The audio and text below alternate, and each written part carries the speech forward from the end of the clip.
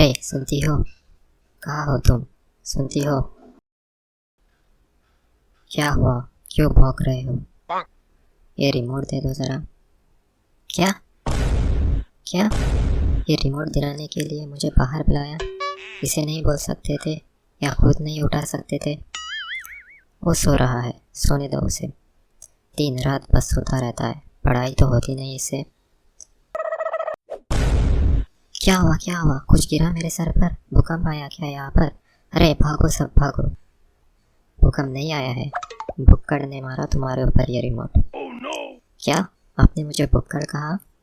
हाँ, किचन में दिन भर कुछ ना कुछ तो तुम मुंह में घुसाती रहती हो, तो फिर भुक्कड़ नहीं बोलूं तो और क्या करूं? आरती उतार लो हमारी। पापा, मैं लाता हूँ आरती की थाली। चुप, दोनों चुप। और तुम जाओ, जाकर पढ़ाई करो।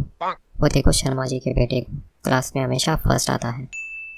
बस मम्मी, अब आप चुप हो जाओ। मैं भी कुछ कम नहीं हूँ, मैं क्लास में नहीं पूरे स्कूल में फर्स्ट आता हूँ। वो कैसे? हाँ, वो कैसे?